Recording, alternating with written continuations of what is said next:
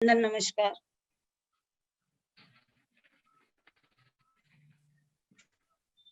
मारूपा के नंद, मारूपा के नंद, कुल केवल के चंद, तेरी महिमा मही पे सब जग ने बखानी है। इतिहास मारतंड, संयम तेज था प्रचंड, सामायिक स्वाध्याय की प्रेरणा पारी है। हे रामान जैसे अद्भुत योगियों को, हे रामान जैसे अद्भुत योगियों को, संघ की सुरक्षा हित सौंपी जिम्मेवारी है। ऐसे गुरु हस्ती जी के चरण कमल माही, पल पल कोटि कोटि जाऊं बलिहारी है। प्लीज ऐसे गुरु हस्ती जी के चरण कमल, पल पल कोटि कोटि जाऊं बलिहारी है। आचार्य हस्ती के गुण स्मरण करते हुए वर्तमान आचार्य भगवान, उपाध्याय भगवंत एवं सभी संत सत्य सभी चारित्रिक आत्माओं के चरणों में कोटि कोटि वंदन। 7 साल के वैरागी,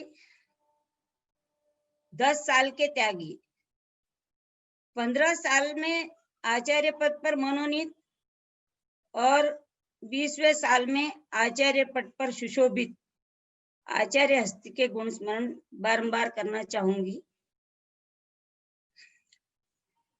क्योंकि बाल्य अवस्था में जिन्होंने दीक्षा ली और जिन्होंने अपना बाल्यकाल सार्थक किया, ऐसे आचार्य हस्ती के गुण स्मरण। बाल्यकाल में कैसे संस्कारों का रोपण किया जाए, इन बातों को अपने ही जीवन से हम सबको प्रतिबोधित किया। इतिहास में हम देखते हैं कि इतनी छोटी उम्र में आचार्य पद से सुशोभित आचार्य श्री हस्तीमल जी महाराज साहब, तो यह सब कैसे हुआ कि इतनी छोटी उम्र में उन्होंने इतनी योग्यता को कैसे प्राप्त किया। हमें और कहीं जाने की जरूरत ही नहीं है। हम जिस संघ में हैं आज, वहां उन आचार्य का स्मरण और उन आचार्यों के बारे में भी हम यदि बच्चों को बताते रहे तो भी उनका जीवन बन जाए। किस तरह से आचार्य श्री ने जीवन जिया। हम संस्कारों की बात करते हैं कि आज का विषय भी हमारा संस्कार ही है कि बच्चों में किस तरह से संस्कार डाले जाए।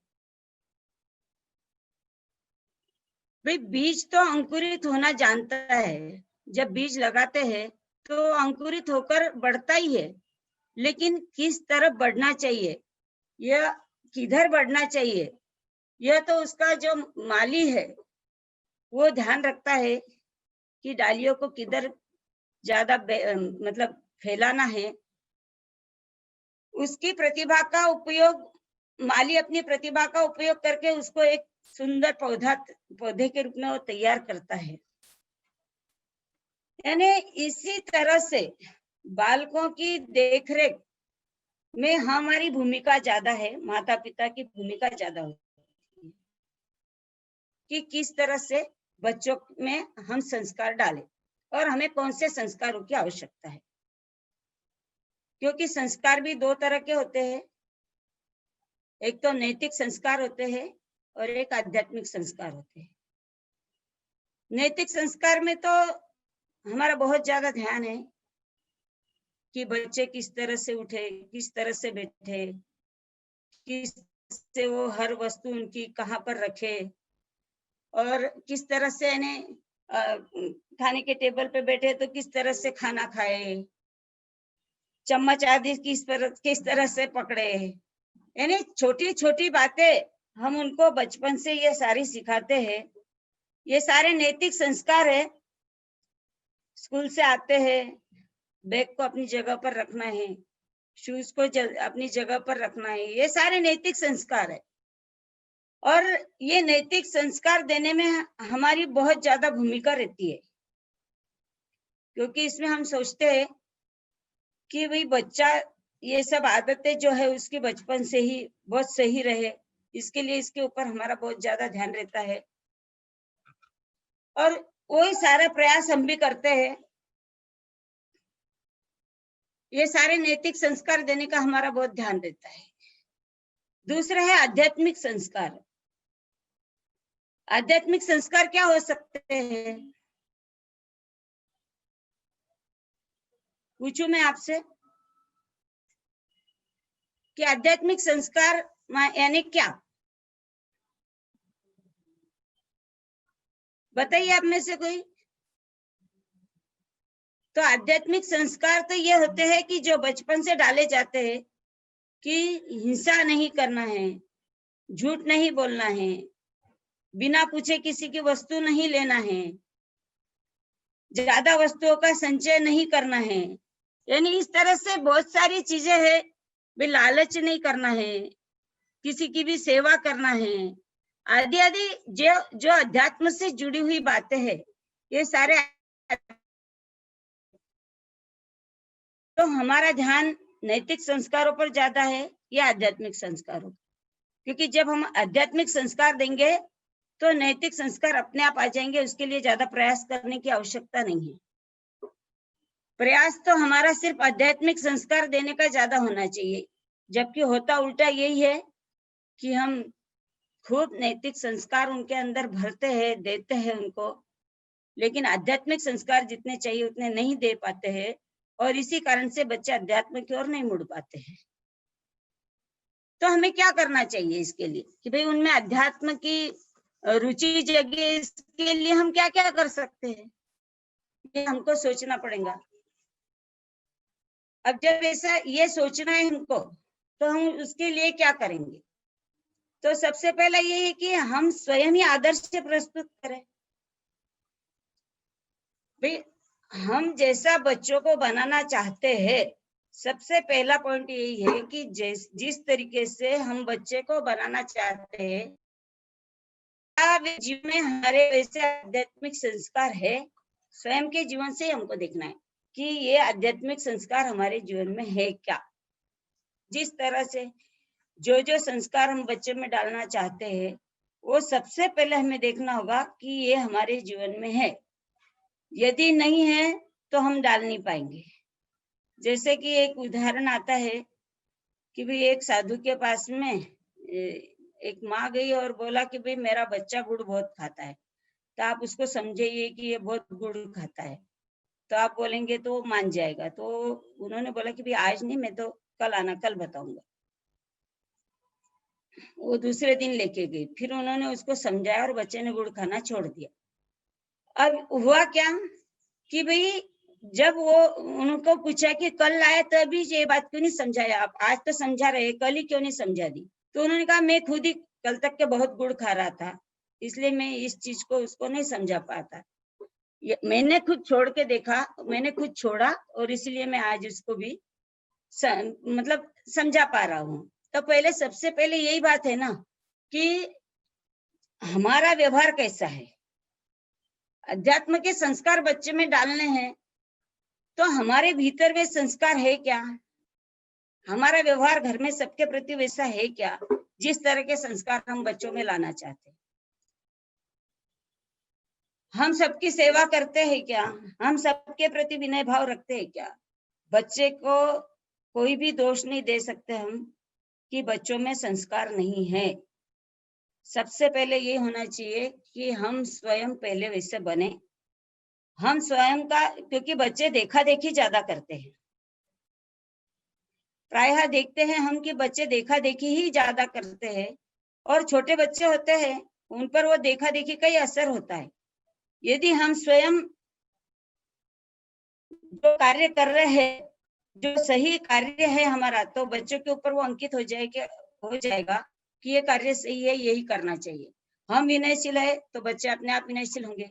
हम समर सामयिक आदि कर रहे हैं, बच्चे अपने आप करेंगे। हम शांत रहते हैं, बच्चे खुद शांत रहेंगे। हम तेज बोलते हैं, बच्चे खुद तेज बोलेंगे।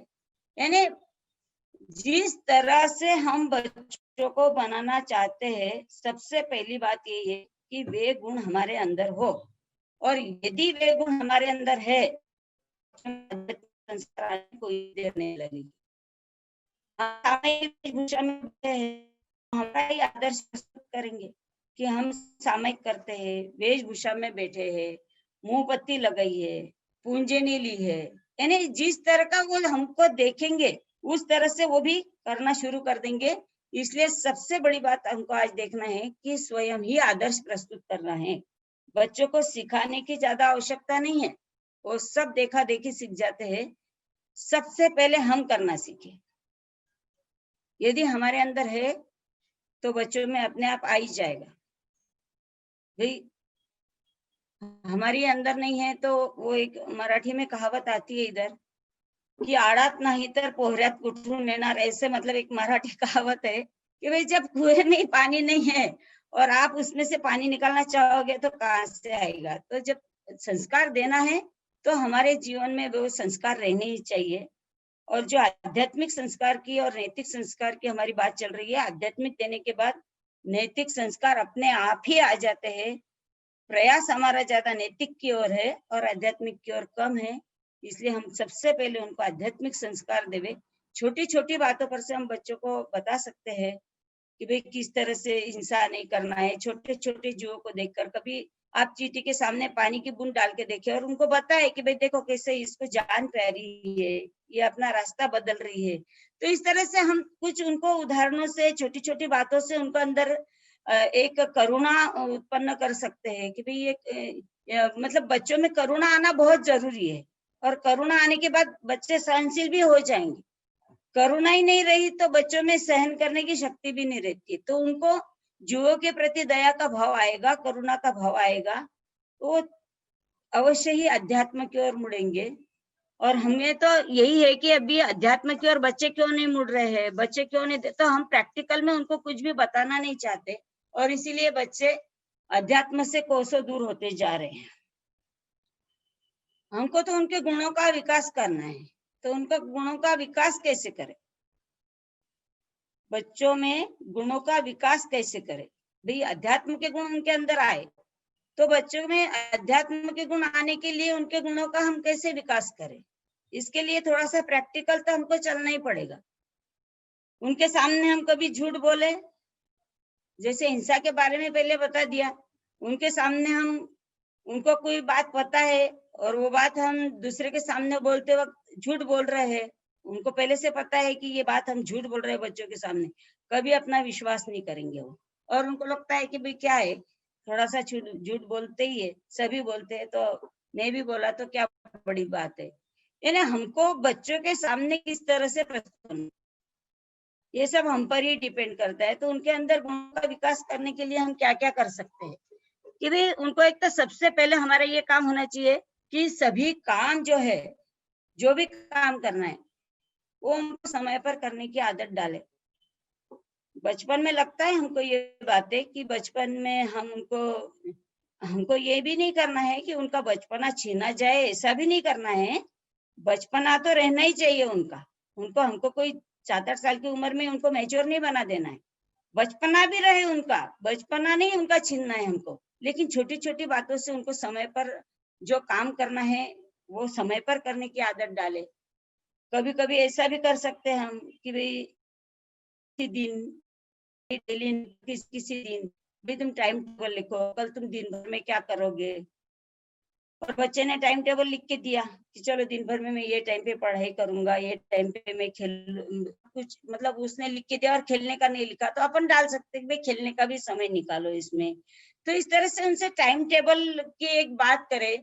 फिर उसके बाद में उनको कभी भी आप रोज ही कभी भी नहीं। रोज शाम में आप दिवाकर जैन कथाएं जरूर सुनाएं, क्योंकि हमने देखा कि जो बच्चे अमर कुमार की कहानी बचपन से सुनते, 2.5-3 साल के बच्चे से जब शुरुआत की कहानियों की, तो जब से वो सुनते तो उनकी नौकार मंत्र पे श्रद्धा दृढ़ हो जाती है। अभय कुमार की कहानियों में तो बच्चों को इतनी रुचि होती है। सबसे पहले हमको टाइम निकालना पड़ेगा। हर दिन शाम को आप एक नियम कर लेना कि मुझे रोज एक चित्रकथा तो इसको मतलब सुनानी ही है। और हमारे पास इतना सारा है, इतनी कहानियां है बच्चों की, बच्चों का इतना इंटरेस्ट बढ़ जाएगा कि वो प्रतिदिन बोलेंगे यदि कहानी नहीं सुनी तो हम नहीं सोएंगे। तो इस तरह से बहुत सारी चित्रकथाएं है। भाई बच्चे कभी मतलब बहुत ज्यादा गुस्सा करते हैं तो हरिकेशी बल की कहानी से तो बहुत ज्यादा इफेक्ट हो जाता है कि वो गुस्सा करना छोड़ देते हैं। तो इस तरह से हम उनको कहानियों के माध्यम से, हर एक कहानी में हर अपने पास तो सब सॉल्यूशन है, इतनी कहानियां हैं कि गुस्सा करे तो हरिकेशी बल की बार बार कहानी सुनो। मतलब ये भी एक अनुभव की चीज है कि जब वही वो कहानी बार बार पढ़ाते हैं, जैसे 2-4 दिन बाद वापस से वही कहानी सुनाई, 4-8 दिन बाद वापस सुने, बच्चों की खुद की कहानी याद हो जाती है, तो वैसे के वैसे बोलने लग जाते हैं। थोड़ा थोड़ा उनको हिंदी पढ़ने की भी आदत लगती है, और सिर्फ कॉमिक्स देखकर ही बच्चे पूरी कहानी बोल सकते हैं। तो ये सब कब होता है कि जब हम उनको ये बार बार रिपीट करेंगे, और ये चीजें रिपीट करना बहुत जरूरी है। जैसे मदन रेखा की कहानी है, कोई भी बच्चा, जब उसका बच्चा मतलब वो छोड़ के चली गई और आगे वो माँ चली गई और इधर बच्चा उठा के वहां तक आने के बाद कोई कोई बच्चे तो कहानी नहीं सुनना चाहते, यानी उनके अंदर ये करुणा जगती है कि यदि माँ बाप नहीं, मम्मी नहीं है तो बच्चा कैसे रहेगा। तो उनके अंदर भी ये बहुत करुणा आती है उनके प्रति। तो ये सब जगाने का कार्य तो हमारे पास तो इतना सारा मैटर है। मैं तो बोलूं जैनिज्म जैसा तो कोई और धर्म ही नहीं होगा जहाँ इतना सारा मैटर है कि हम हर चीज बच्चों को सिखा सकते, समझा सकते। सबसे पहले टाइम हमको निकालना पड़ेगा। प्रतिदिन हम ऐसा तो टाइम निकाले ना कि मुझे बच्चों को ये सुनाना है, ये करना है, आज ये स्टोरी मैंने पढ़ी, आप पहले पढ़ के रखिए, फिर उनको सुनाइए, रात में उनको टाइम दीजिए। क्योंकि होता क्या है कि हमारे पास ही टाइम नहीं है, और हम बच्चों में संस्कार डालने की बात कर रहे हैं। टाइम हमारे पास है ही नहीं, बच्चों के पास भी नहीं है। अभी मोबाइल में इसमें कितना समय हमारा जाता है, हमारे पास टाइम ही नहीं रहता है। और जब ये यदि मुझे है कि भाई बच्चे ने ज्यादा मोबाइल नहीं चलाना है, बच्चों ने नहीं देखना है ज्यादा मोबाइल, हम पहले छोड़े। बच्चों ने ज्यादा टीवी नहीं देखना है, हम पहले छोड़े। एक एक चीज का इतना बड़ा असर हो सकता है। यदि हम टीवी के त्याग ले ले तो बच्चे भी टीवी के त्याग ले सकते हैं, क्योंकि छोटे बच्चे हैं, उनको लगता है कि अरे मम्मी नहीं देखती है तो मैं कैसे देखूं, मम्मी ये नहीं करते। तो आप छोटा फोन रखिए पास में, आपको जब जब जरूरत है, आवश्यकता है, मैं भी मानती हूँ कि आवश्यकता है, व्हाट्सएप आदि सब सब आवश्यकता है, पर दिन भर हमारे हाथ में वही रहेगा, हमको भी टाइम नहीं देते आएगा बच्चों को। आवश्यकता जितने फोन आए उतनी बात की, बाकी टाइम में आप देखिए जब बच्चा नहीं है आपके पास तो आप ये सारा ये फोन का यूज आप कर लीजिए। बच्चों के सामने यदि हम दिन भर फोन का ही यूज करेंगे और चाहेंगे कि बच्चे इसमें उलझे नहीं, बच्चे इसमें नहीं पड़े, ये नहीं हो सकता। सारा सब कुछ सीखने वाले बच्चे हमारा ही अनुकरण करते हैं। जैसा हम करेंगे बच्चे वही अनुकरण करेंगे। तो इनको प्रतिदिन ये चीजें भी समझाए कि 6 कार्य करने आवश्यक होते। हम में से कौन कौन करता है 6 कार्य? देव भक्ति, गुरु सेवा, स्वाध्याय, संयम, तप और दान, ये 6 कार्य है। अब ये 6 कार्य में से हम कुछ का एक भी कार्य नहीं करे तो बच्चों में कहाँ से ये गुण आएंगे? हम कभी दान देते तो बच्चों के हाथ से दिलवाए कि भाई कभी दान भी करना है तो उसको तो बच्चों के हाथ से दिलवाए। जो जो कर सकते हैं बच्चों के हाथ से, जैसे कभी पंछियों को दाना देना है या फिर गाय कुत्ते को रोटी देना है, आप उनसे करवाए। हम तो दे देते हैं, या फिर हमारी तो आदत ये भी होगी कि भाई चलो नौकर डाल के आ जाएगा, पर हम खुद देना, हम खुद उनके साथ जाए, उनको दे, उनको बताए कि भाई इनको क्या मिलता है 3 इंच गति में खाने को। अपन ने दिया, अभी इतना दिया तो इसका पेट भरा नहीं भरा पता नहीं, अपन ने तो इतना ही दिया। ये सब चीजें उनको प्रैक्टिकल पता है। खाली नर गति 3 इंच गति रटाने से कुछ भी नहीं होने वाला है। इससे कोई संस्कार आ जाएंगे ये मैं नहीं मानती हूँ। आप उन्हें प्रैक्टिकल बताए, सब चीजें प्रैक्टिकल करवाए उनसे, यानी एक छोटा सा भी नियम, अब जैसे तब की बात आई, आप छोटा सा ही नियम दो उनको, तो वो तब करना सीखेंगे, इससे उनका आत्मबल बढ़ेगा। अब हम करवाना नहीं चाहते, कुछ भी करवाना नहीं चाहते, तो इस तरह से तो बच्चे आगे नहीं बढ़ने वाले। जो करना है उनसे करवाए, उनके साथ हम स्वयं करें, तब वो भी करेंगे। हम स्वयं उनको साथ में लेके जाए, नहीं आज बच्चों के पास टाइम, पर कुछ ना कुछ टाइम ऐसा निकाले, भले छुट्टी का दिन है, उसके साथ जाए, उनको बताए। ये सब 3 इंच गति के दुख खाली ऐसे रटने से नहीं आने वाले, उनको नहीं समझ में आएंगे इतना, खाली पर प्रत्यक्ष देखेंगे, भैया भी कुत्ता भी दिख रहा है, अभी इतनी ठंड है, ठंड में एक ऐसा सोता होगा, इसको भी ठंड लगती होगी, यानी सब प्रैक्टिकल बताने का प्रयास कर। उनके गुणों का विकास करने में हमको ये नहीं करना होगा कि भाई बार बार उनकी गलतियां बताए, ये नहीं। गलतियां आप देख लो कि भाई इसकी गलती हुई है, गलती हो गई है, आपके ध्यान में है, आप तब उनको डांटेंगे तो वो मान्य भी नहीं करेंगे, वो समझेंगे भी नहीं इस चीज को, उनको लगेगा मम्मी डांटती रहती।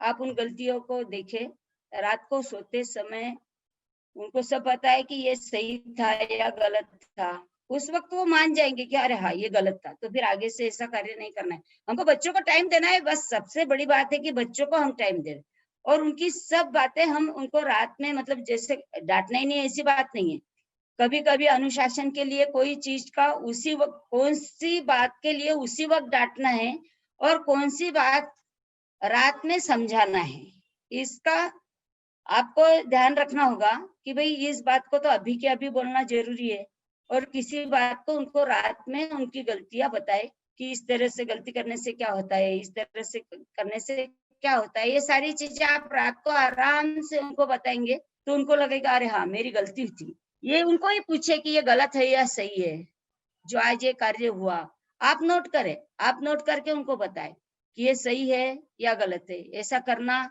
या नहीं करना, यानी उनको प्यार से गलतियां बताए, ताकि उनको समझ में आएगा कि इस तरह की गलतियां हमें नहीं करनी है।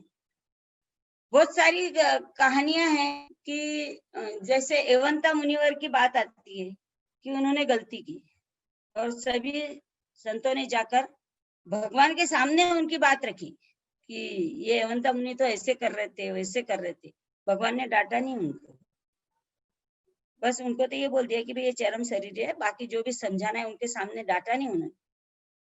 तो ये सब बातें बहुत मायने रखती है। कभी एवंता मुनि की कथा सुनाई, कथाएं तो बहुत है, जैसे एज वाइज होंगे बच्चे वैसे आप उसमें से कथाओं को छाट ले। जैन दिवाकर की जो चित्र कथाएं है ये आप मंगवा ले, आप एज वाइज छाट ले कि भाई ये अभी समझ में आएगी, ये बाद में समझ में आएगी, ये बाद में, या ये कौन से एज के हिसाब से आप उनको बताए और बता करके उनको सुनाए। बाकी रोज चित्रकथा तो सुनाना ही है, एक नियम तो कर ही लो, क्योंकि बहुत सारी चीजें ऐसी है, मानव धर्म क्या है, मनुष्य गति श्रेष्ठ क्यों है, ये उनको बताए। और कल ही एक उदाहरण सुना था मैंने कि एक लड़की थी और रेसिंग में स्कूल में रेसिंग का कंपटीशन था, और वो कंपटीशन में वो दौड़ रही थी और दौड़ते दौड़ते पीछे आने वाली लड़की गिर गई, और गिर गई तो ये लड़की आगे नहीं भागी, ये पीछे मुड़ के उसको उठाने गई, तो इसको पहला इनाम दिया गया। क्यों? क्योंकि इसने उसकी हेल्प की। यानी हम हेल्प का तो बच्चों को समझा सकते हैं, बता सकते हैं, और वो जितना ज्यादा दूसरों की हेल्प करेंगे वो उतना ज्यादा समझेंगे। जब तक बच्चों को हम हेल्प करना नहीं सिखाएंगे, किसी की मदद करना नहीं सिखाएंगे, किसी की सेवा करना नहीं सिखाएंगे, तब तक बच्चा आगे बढ़ना मुश्किल है। इसी से उनका अध्यात्म का विकास भी हो सकता है। फिर गलत और सही का निर्णय कैसे करना, यानी उनको गलत और सही का अंतर भी तो बताना पड़ेगा कि भाई अब जैसे अभी टाइम टेबल की तो बात अपनी आई गई, पहले कभी कभी लिखते वक्त क्या गलत है क्या सही है, ऐसी भी उनको एक ये दे सकते हैं हम कि भाई ये इन चीजों में कौन सी चीजें गलत है, कौन सी चीजें सही है। हम कुछ पेपर बनाए उनको पूछे कि क्या करना गलत है, क्या करना सही है, इसमें तुम इसमें नोट करो, छाटो इसमें क्या गलत बात है और क्या सही बात है। तो इस तरह से उनको ही छाटने लगाए हम। तो इससे क्या होगा कि उनको भी लगेगा कि भाई ये गलत है, ये सही है। ये मतलब हम क्या करते हैं कि सारा मतलब प्रैक्टिकल में भी करने में हमने कभी उनके हाथ में दिया नहीं कि भाई कोई पेपर मैंने आज बनाया और पेपर में मैंने लिखा, कुछ गलत बातें लिखी, कुछ सही बातें लिखी, और मैंने उनके सामने दे दी कि भाई इसमें से छाट के मुझे बताओ इसमें क्या गलत हो सकता है और क्या सही हो सकता है। तो उनके दृष्टि का विकास होगा, उसमें आप चाहे जैसे पॉइंट डाल सकते हो। और कभी भी उनको आत्मीयता से पूछना, भाई आज क्या किया, आज क्या हुआ, स्कूल में किसके साथ कैसा कोई गलत हुआ तो कि क्यों हुआ, कैसे हुआ, ये सब बातें हम उनको पूछ सकते हैं और तब उनको हम सही और गलत का निर्णय दे सकते हैं। अब वो बताएंगे ही नहीं तो हमको क्या मालूम ये गलत कर रहे, सही कर रहे। और बच्चों को तो ये आदत पहले से डाल ही देनी चाहिए कि जब भी वो स्कूल से आए तो सबसे पहले वो अपने स्कूल की बात बताए कि स्कूल में क्या हुआ। ये आदत हमको डालना है क्या? हम तो आने के बाद सिर्फ खाने पीने के चक्कर में लग जाते हैं, भाई ये भूखा है, ये बाद में पूछेंगे। आते से हम यदि उनको थोड़ा सा पूछ लेंगे कि भाई आज क्या हुआ, क्या नहीं हुआ, और उनको भी ये आदत लगी रहेंगी कि भाई मुझे बाहर से आने के बाद सब बात आपके पास शेयर करना है, जो भी हुआ, सही हुआ, गलत हुआ, जो भी हुआ शेयर करने की उनको आदत डाले। इससे क्या होगा कि सही क्या है, गलत क्या है, इनके दिमाग में किसके प्रति कुछ भरा है, कोई बच्चे के प्रति ईर्ष्या भरी है या किसके प्रति इनके मन में क्रोध, नफरत के भाव है, तो उसी वक्त हम निकाल सके। अब ये बातें बहुत देर तक उनके ध्यान में नहीं रहने वाली है। जब आते हैं तो उस वक्त उनके ध्यान में रहेंगी। उस वक्त हम ऐसा टाइम उनके लिए रखे कि भाई ये टाइम उनका सेव है हमारा। उस वक्त खाना भी खिला देवे तो भी उसके बाद भी उनको 10-15 मिनट, ज्यादा टाइम लगता है इसी भी बात नहीं, 10-15 मिनट में बच्चे अपनी सब बात शेयर करते हैं। तो इससे क्या होगा कि गलत फ्रेंड्स होंगे तो हमको ध्यान में आ जाएगा कि भाई ये ऐसे फ्रेंड है, इसके कारण से इसके मन में ऐसे भाव आते हैं, तो उनसे थोड़ा सा हम हटाने का प्रयास कर सकते हैं।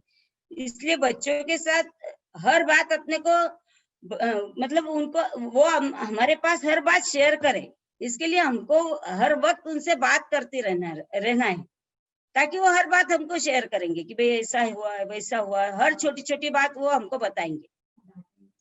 और हम यदि उनको डांटेंगे तो वो कुछ भी नहीं हम बताने वाले कि हमको तो डांट पड़ती है, इसलिए वो कुछ भी बताने वाले नहीं है। इसलिए बिना डांटे उनसे सब बात हम सुने। हमारा भी स्टेमिना होना चाहिए ये सारी सुनने के लिए। हम भी उनको ऐसा टाइम देवे कि वो सारी बातें हमको शेयर करें। उनको ऐसा लगेगा कि भाई नहीं, किसी को नहीं बताना, लेकिन मम्मी को तो सब बात बता ही देना है मुझे। और फिर उसके बाद में अभी बच्चे खाना खाने बैठते हैं, खाने में क्या सही है, क्या गलत है, भाई सब दोस्तों के साथ रहते हैं स्कूल में, वेजिटेरियन है, नॉन वेजिटेरियन है, सभी बातें हैं। फिर ये भी बातें उनको शेयर करें ना कि भाई ये क्यों नहीं खाते हम, ये क्यों खाते हम। यानी सही गलत का जो अंतर है वो हमको बताना बहुत आवश्यक है। यदि हम सही गलत का अंतर बताएंगे नहीं तो बच्चों के कभी ध्यान में ही नहीं आने वाली ये चीजें। हमको तो सारी बातें उनको मतलब ये छोटी छोटी बातें लग रही है हमको, लेकिन ये बचपन से आज की स्थिति ऐसी बनती जा रही है, एक ही टेबल पे बैठ के खाना खा सकते हैं नॉन वेजिटेरियन वाले, वेजिटेरियन वाले, लेकिन बच्चों में यदि बचपन से करुणा के और इसके संस्कार रहेंगे तो कभी ऐसे खा ही नहीं पाएंगे। और यही अध्यात्म है कि जीवों के प्रति करुणा के कारण से हमने क्या सोच लिया है कि भाई क्या है, आजकल का जमाना ऐसा ही है, बाहर जाते हैं तो ये सब कुछ करना पड़ता है, फिर उनके वैसे दोस्त हो जाते हैं, दोस्तों की वजह से वो हमारे समाज में भी अभी ये प्रचलन काफी बढ़ते जा रहा है। तो ये सब चीजों से दूर रखने के लिए हमको उसका सही गलत का निर्णय तो करना ही पड़ेगा। सिर्फ खाने पीने के बारे में नहीं, संस्कृति के बारे में भी हमको बताना पड़ेगा कि जैन लोगों में और अजैन लोगों में क्या अंतर है, हमारी भारतीय संस्कृति और पाश्चात्य संस्कृति में क्या अंतर है। हमने कभी बताया नहीं तो उनको क्या लगेगा ये सब चीजें कि हमारी भारतीय संस्कृति क्या है, किस तरह है। लेट सोना, लेट उठना, ये सारा पाश्चात्य संस्कृति है। हमारे सब तो हरदम फरमाते ही रहते हैं कि भाई सुबह सूर्योदय बच्चे देखे, ऐसा ऐसा उनका काम होना चाहिए कि भाई बच्चे सुबह सूर्योदय को देखें। लेकिन होता है क्या कि हम सूर्योदय के समय बच्चों को नहीं उठाना चाहते। हम तो सोचते हैं कि नहीं, सोया है, सोते रहने दो, अभी उसकी नींद नहीं होगी। अरे रात में जल्दी सुलाओ, आप खुद लेटेंगे उनके पास में, बच्चों को नींद आराम से जल्दी आ सकती है। आप खुद लेटेंगे, कहानी सुनाएंगे, कहानी सुनते सुनते बच्चे सो जाएंगे। जो हमने सुनाया वो उनके अंदर चलता रहेगा। सुबह भी जल्दी आप उठा पाएंगे। यदि सोए ही नहीं जल्दी तो उठेंगे कहाँ से जल्दी?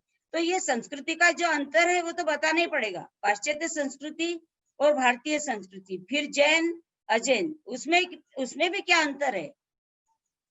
ये हम चीजें जब तक नहीं बताएंगे, सब बोलते हैं अभी कैसा है कि बाहर भी सब अपने धर्म को तो मानते ही है। आजकल सर्वधर्म समभाव की बात बहुत चलती है, तो हम तो सभी धर्मों को मानते हैं। ठीक है, कौन सी बातों को मानते हैं, कौन सी बातों को नहीं मानते हैं, हमें ही पता नहीं तो हम बच्चों को क्या सिखाएंगे? हिंसा को सबने माना है कि भाई हिंसा नहीं करना है, लेकिन जैनिज्म में कौन सी हिंसा को माना है? जैनिज्म में तो बहुत सूक्ष्म हिंसा को भी माना गया है, वो वहां पर नहीं माना गया है। ये सब बातें उनसे शेयर करें, उनको बताए कि ये सब चीजें बताना उनको बहुत इसलिए भी जरूरी है क्योंकि अभी क्या हो गया है कि सबको लगता है कि धर्म तो सभी लोग कर रहे हैं, सभी अजैन लोग भी धर्म तो करते ही रहते हैं, फिर इतना क्या अंतर है, जो वो भी धर्मी तो है ही ना।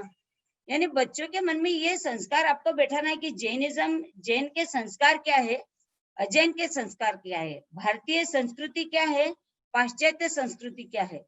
इसमें ये चीजें हम जब तक नहीं बताएंगे उनको, तो उनको कभी ध्यान में नहीं आने वाला है। फिर एक शिकायत सबकी रहती है कि आजकल बच्चे खाना खाने में बहुत प्रॉब्लम करते हैं, खाते नहीं हैं। अब खाना खाने की आदत कैसी हो गई है कि हम उनको सारा पसंद का ही खिलाने लग गए। हमको तो एक ही लगता है कि भाई इनका पेट भरा रहे, और दिन भर सुबह से शाम तक हम इसी में उलझे कि भाई इसको क्या पसंद है वही बनाओ, वही खिलाओ। ठीक है ना, पसंद का खाना मैं भी बनाती हूँ, मैं भी खिलाती हूँ, लेकिन बच्चों को साथ में बैठा के खाना खिलाने की आदत डालिए। हम उनके पसंद, जब वो अकेले बैठ के खाना खाते हैं तो उनके पसंद का जितना है उतना ही परोसते हैं, लेकिन हमारी थाली में हम सारी चीजें लेके बैठने वाले। उनके साथ बैठिए, ठीक है, नहीं भी भाता है तो भी उनके साथ बैठिए, सारी चीजें देखेगा तो सही, एक एक और खिलाने का प्रयास कीजिए। सब चीजें खाने लग जाते हैं बच्चे, टेस्ट ही नहीं करते, इसलिए फिर बाकी चीजें खाते ही नहीं है। और ये जो खाना खाने की आजकल सब बच्चों की कंप्लेंट है कि खाना खाते नहीं है बच्चे बराबर, ये चीजें खाते नहीं है, इनको तो इसी तरह का चाहिए, उनको उसी तरह का चाहिए, ये सब हमने कर लिया है। जब जब मुझे प्रसंग आया कि भाई हमारा सबके सानिध्य में जाना रहता था, 8-10 दिन रहना है, और बच्चे को तो खाना ये सब चीजें पसंद नहीं आती, 8-10 दिन चौके में खाना कैसे खाएंगे। लेकिन जब जाते हैं, रहते हैं, तो पता चलता है उनको भी कि अभी तो यही खाना है। फिर उनको साधु संतों के जीवन को भी बताए कि उनके पात्र में क्या आता है, किस तरह से वो खाते हैं, उनका कहाँ पसंद नापसंद का रहता है। जब हमारे साथ बैठेंगे, खाएंगे, एक एक और चखेंगे, धीरे धीरे उनको ये भी आदत लग जाएगी। और दूसरी चीजें उनकी टेस्ट तो होगी, अकेले खाना खाते हैं तो टेस्ट होता ही नहीं है। और फिर नीचे बैठ के खाना खाने की भी हम आदत डालें, क्योंकि ये हमारी भारतीय संस्कृति है। इसलिए नहीं, हमारे घर में टेबल तो सबके घर में लगी रहती है, पर हम नीचे बैठ के क्यों खाना खिलाना चाहते हैं? बताइए उनको कि कभी साधु संत कैसे खाना खाते हैं, उनके कोई टेबल चेयर थोड़ी लगी रहती है। अब इसी में से तो कोई उस मार्ग पे बढ़ सकता है ना, तो उसको बचपन से आदत रही तो उसको अकड़ेगा नहीं ये सब चीजें। इसके लिए कभी नहीं, दोनों टाइम, तीनों टाइम, तो एक टाइम तो बैठ सकते हैं, एक टाइम तो हम उनके साथ खाना खा सकते हैं, एक टाइम तो हम सब साथ में बैठ करके दरी पर बिठाने की प्रयास कर सकते हैं।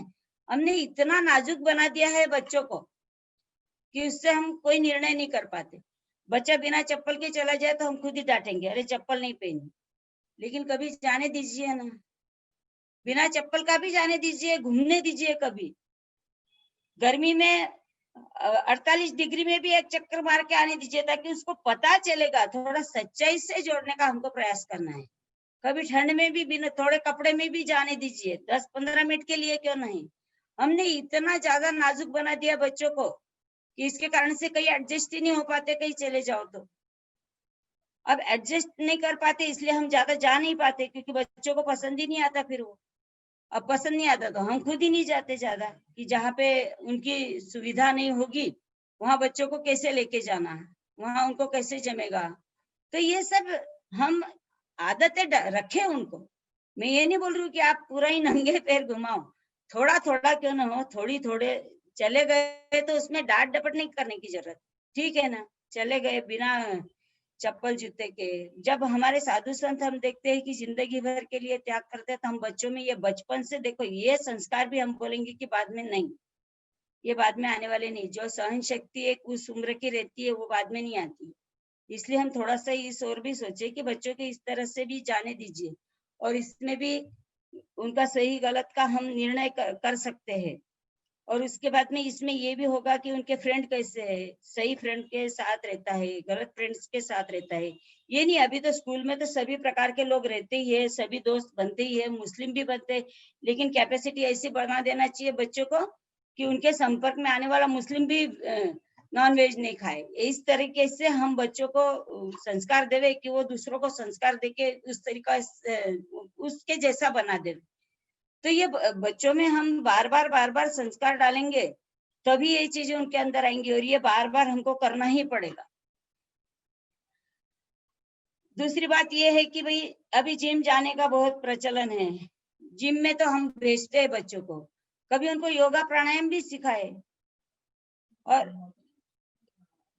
12-13 साल के बच्चे होने के बाद में सिखा सकते हैं आप। बचपन में तो बहुत छोटे बच्चों को तो नहीं करवा सकते, तो योगा प्राणायाम बाद में उनके, जिनके भी बच्चे 12-13 साल के हो गए, धीरे धीरे क्यों ना 5 मिनट 2 मिनट इतना भी किए तो उनको एक जानकारी रहेगी कि मुझे ये करना है। इस तरह से अपना चलता है, भारत में ये है, मतलब हमारी इंडिया की संस्कृति है ये योगा प्राणायाम आदि, ये उनको बताने का प्रयास करें। और ऐसा है कि बहुत सी चीजें तो हमारे द्वारा ही बच्चे सीखते हैं, ये मेरा एक्सपीरियंस है। इसलिए मैं बोल रही हूँ कि जब जब भी आपको बच्चों को याद कराना है, पाठ याद करने की बात आती है और बच्चे उसमें इंटरेस्ट नहीं लेते हैं, सबसे पहली बात तो बहुत बड़े होने के बाद तो कुछ याद करने वाले हैं नहीं। बचपन से याद कराना है तो हमको तरीका हमारा थोड़ा सा बदलना होगा कि किस तरह से उनको उनमें मतलब धर्म के प्रति आस्था किस तरह से बढ़े, ये देखने के, धर्म के प्रति आस्था बढ़ाने के लिए हमको क्या करना होगा कि भाई जब जब भी बच्चे रूम में हैं, एक स्तवन को हम प्रतिदिन बोले। बच्चों को नहीं बोलना है कि तू मेरे साथ बोल, तू सुन, ये बातें नहीं। वो रूम में है, हम हमारा स्तवन बोलते रहे। एक दिन बोले, जोर से बोलना है हमको, 1 दिन 2 दिन 3 दिन 7 दिन लगातार एक ही स्तवन बोलना है हमको।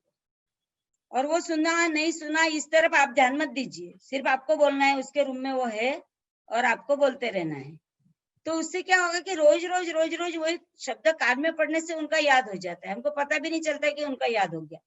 7 दिन के बाद आप दूसरा स्तवन ले लीजिए, तो ऐसे करने से कितने स्तवन उनके याद हो जाएंगे। सामायिक के पाठ तो हमने बच्चों को सिखाया ही नहीं, सिर्फ हम उनके सामने जोर से बोलते रहे। कब बच्चों के सामायिक के पाठ याद हो गए हमको ही पता नहीं चला। तो ये सिर्फ दोहरान बार बार उनके सामने करते रहो, क्योंकि देखो बच्चे अनुकरण प्रिय होते हैं, जैसा हम करते हैं वो वैसा ही करते हैं। तो जैसे जैसे सुनते हैं कान में, तो 3-4 साल के बच्चों के तो सामायिक सूत्र याद हो जाता है, 7-8 साल के बच्चों को तो प्रतिक्रमण याद हो जाता है। हम खाली जबरदस्ती बैठा के खाली लर्न करना है इस तरीके से नहीं करें। उनको सुनाते रहे, रोज ही सुनाते रहे। एक लोगस का पाठ सुनाना है, रोज मुझे सुनाना है, या फिर बच्चों को रेडी करते हैं हम, उस वक्त आप गुनगुनाते रहे, आप जोर से गुनगुनाते रहे, बच्चों को अपने आप याद हो जाएगा। बच्चों को बैठा के याद करने की भी आवश्यकता नहीं पड़ती है यदि हम इस तरीके से करते हैं। और ये भी है कि भाई ये सबको नहीं जम रहा हो तो आप ऐसा उनके टाइम टेबल में एक निकालिए, उनसे ही टाइम टेबल लिखवाए, और उसमें लिखवाए कि भाई धर्म के लिए कितना समय, यानी पाठ याद करने के लिए कितना समय निकालेगा। भले ही 10 मिनट निकाले, भले ही 15 मिनट निकाले, उनकी इच्छा से जितना बैठ सके वो। ये उम्र ही ऐसी होती है कि बहुत जल्दी लर्न हो जाता है, 2-4 बार बोलते हैं तो उनके लर्न हो जाता है। ये उम्र में तो बहुत जल्दी सीखते हैं बच्चे। और ये उम्र में मुझे तो लगता है कि जैसे आचार्य हस्ती का हमने देखा कि कितनी उम्र में वो दीक्षित हो गए? 10 साल में तो दीक्षित भी हो गए, तो उसके पहले उनको प्रतिक्रमण आदि तो कंठस्थ तो हो ही गया था ना। तो 10 साल की उम्र तक के प्रतिक्रमण हो ही जाना चाहिए।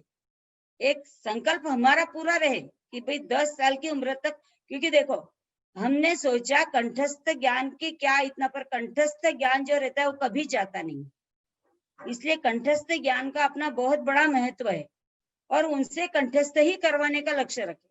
तो पहले प्रतिक्रमण हो जाए, फिर धीरे धीरे कहानियों के इससे, जैसे मैंने अभी दिवाकर जैन कथाओं का बोला, इसके बाद आप 24 तीर्थंकर की, तो अभी तो सब कहानियां आ गई है, बाद में बच्चों का इंटरेस्ट बढ़ जाता है कहानियों में। आप कभी ये भी कर सकते हो कि भाई इनको धर्म की कहानियां सुनने में इंटरेस्ट नहीं है, कभी चाचा चौधरी की लाके दे दो, उससे भी इंटरेस्ट बढ़ेगा। बस पढ़ने का इंटरेस्ट उनके अंदर आना चाहिए, और इससे क्या होगा कि वो हिंदी पढ़ पाएंगे। तो हिंदी पढ़ाना लिखाना बहुत आवश्यक है, क्योंकि हमारे आगम है, टीका ग्रंथ है, सारे इसमें हिंदी और संस्कृत में है। तो हम इन चीजों को बहुत महत्व देना चाहिए कि बच्चों को किसी भी हालत में हिंदी तो आना ही चाहिए, और इसके लिए हम कंठस्थ ज्ञान की तरफ भी ज्यादा ध्यान देंगे, क्योंकि कंठस्थ ज्ञान प्लस कहानी, इससे क्या होगा कि 24 तीर्थंकर का जीवन वृत्तांत वो पढ़ पाएंगे, यानी उनका एक इंटरेस्ट बढ़ेगा कि मुझे पढ़ना है, उनके अंदर इंटरेस्ट जगाए कि भाई पढ़ना है, मुझे कोई ना कोई कहानी पढ़ना ही है, सुनना ही है। अब कहानी का तो प्रचलन इतना कम हो गया है कि मुझे तो लगता है कि बहुत ही कम होते जा रहे हैं कहानियां। और ऐसा है कि रोज 5 मिनट तो भी उनको हिंदी पढ़ने के लिए उनको बोले ही बोले, 5 मिनट निकाले रोज, पर फिर भी उसका भी असर होगा। धीरे धीरे धीरे धीरे वो 5 मिनट के 10 मिनट, 10 मिनट के 15 मिनट, फिर उनको धीरे धीरे पढ़ना आ जाएगा, तो इंटरेस्ट से पढ़ेंगे। बाकी भी कंठस्थ ज्ञान का इतना ज्यादा आवश्यक मैं इसलिए समझ रही हूँ कि 3 साल का बच्चा तत्वार्थ सूत्र का पहला अध्ययन खाली सुन करके कर सकता है, बिना कहीं गलती हुए, संस्कृत का, और वो भी इतना बढ़िया। तो 3 साल का बच्चा भी कर सकता है। तो हम इसमें थोड़ी सी हमको मेहनत करनी है, और क्या करना है, सिर्फ बोलना है उनके सामने, और तो करना कुछ भी नहीं है ना। उनके सामने बोलते बोलते ही उनका याद हो जाता है। तो इस तरफ बहुत ज्यादा ध्यान रखनी आपको आवश्यकता है। और धर्म में आस्था के लिए तो गुरु हस्ती का बाल्यकाल तो हम सबको, बच्चों को तो बताना ही बताना है। सबसे ज्यादा यदि मैं समझू कि इम्पोर्टेंट है कि गुरु हस्ती के जीवन का तो जीवन वृत्तांत तो बच्चों को धीरे धीरे अपने उनके शब्दों में, हम हर जगह हमारी लैंग्वेज नहीं यूज कर सकते, बच्चों को जितना समझ में आए उनकी लैंग्वेज के हिसाब से उनको सुनाने का प्रयास करें। अमर कुमार की तो बोला ही था मैंने, और उसके बाद में चंद्र राजा, मदन रेखा, हरिकेशी बल, हेमंता कुमार, भगवान महावीर का बाल्यकाल, यानी जिन जिन का बाल्यकाल हमको पता है उनके बाल्यकाल के बारे में बच्चों को समझाना ही है। जैसा बच्चे हमारा देखेंगे वैसा वो अनुकरण करते हैं, और इसलिए ज्यादा से ज्यादा प्रयास हमारा यही होना चाहिए कि हम क्या क्या कर सकते हैं। सबसे पहले यहीं से संस्कारों की बात आएगी कि हम संस्कार देना नहीं चाहते और सिर्फ थोपना चाहते हैं, ये नहीं होना चाहिए। संस्कार तो खाली देखा देखी आ जाते हैं, ऐसा मेरा अंदाज है। इसके बारे में और भी जितने भी गुणी महापुरुष होते हैं, और उनके बारे में उनको बताते रहे, साधु संतों के सानिध्य में उनको जाने का जब जब आपको मौका आए 2 दिन 4 दिन रखने का प्रयास करें। रखने का यानी खुद ही रहे तो बच्चे भी साथ में रह जाएंगे, और थोड़ा सा देखा देखी उनमें वो भी आ जाएगा कि भाई साधु संतों का जीवन नजदीक से देखेंगे, किस प्रकार से रहते हैं, कैसे करते हैं, नजदीक से देखें तो उनकी और श्रद्धा बढ़ेगी। और एक बच्चों में एक आदत ये डालना है कि बाकी सभी लोगों के अवगुण जब बच्चे हमको बताते हैं तो वो अवगुण को हम नजरअंदाज करें, भाई सब में गुण क्या है ये देखना है। तो कभी कभी उनको ये भी दे सकते हैं, आप जैसे 10-12 साल के बच्चे हैं तो आप ये भी बोल सकते हैं कि भाई आज घर में जितने लोग हैं इनमें क्या क्या गुण है ये मुझे लिख के बताना। आज एक आध दिन, रोज की बात नहीं है ये, कभी कभी अपने को अलग अलग तरीके अपनाना है इसमें। तो कभी बोल सकते हैं कि भाई आज सब बच्चों के गुण लिख के बताना मुझे, या फिर आज बड़ों के बताना, या फिर आज अपने यहाँ पे जो भी सर्वेंट है, मतलब नौकर है, इनके गुण बताना। तो ये सब मतलब जब ज्यादा गुण देखने के प्रयास होंगे तो बच्चे गुणी बनेंगे। इसलिए हमको इस तरफ भी थोड़ा सा ध्यान रखना है कि बच्चों में गुण आने के लिए हम बच्चों के द्वारा ही सबके गुणों के बारे में मतलब वो लिखकर हमको बताए, तो उनके अंदर क्या है कि गुण आएंगे। जैसे महाराज साहब हरदम फरमाते हैं कि जो दृष्टि ना, तो बच्चों की गुण दृष्टि का विकास होगा इसमें। तो गुण दृष्टि का बच्चों का विकास होना ही चाहिए। और बच्चों में उदारता का गुण आने के लिए हम उनके हाथ से दान आदि, और बच्चों को शेयर करना भी सिखाए। भी हो जाता है, टिफिन दिया बच्चों को स्कूल में और बाकी बच्चों को पसंद आ गया, उन्होंने खा लिया, बच्चा तो भूखा रह गया, पर वो आने के बाद बोला अरे सब बच्चों ने खा लिया, दूसरे दिन दो टिफिन भर के दे दे, अरे उनको भी खिला, ताकि उनकी उदारता का गुण बने, भाई हाँ मुझे भी देना है सबको। तो इससे क्या होगा कि उनको ये कभी नहीं बोले कि अरे कैसे क्या दे दिया, तू तो भूखा रह गया और उनको दे दिया, ये नहीं बोले उनको। ठीक है, खा लिया ना, उनको पसंद आया होगा इसलिए खा लिया, तो दूसरे दिन 2 डिब्बे भर के दे दे। और उनको पूछे भी इससे क्या सीखा। और बच्चों में सहयोग की भावना को बढ़ाना है। तो इस तरह से जितना ध्यान में आया गुरु कृपा से उतना रखने का प्रयास आपके सामने किया। आप किसी के कोई प्रश्न हो तो आप पूछ सकते हैं।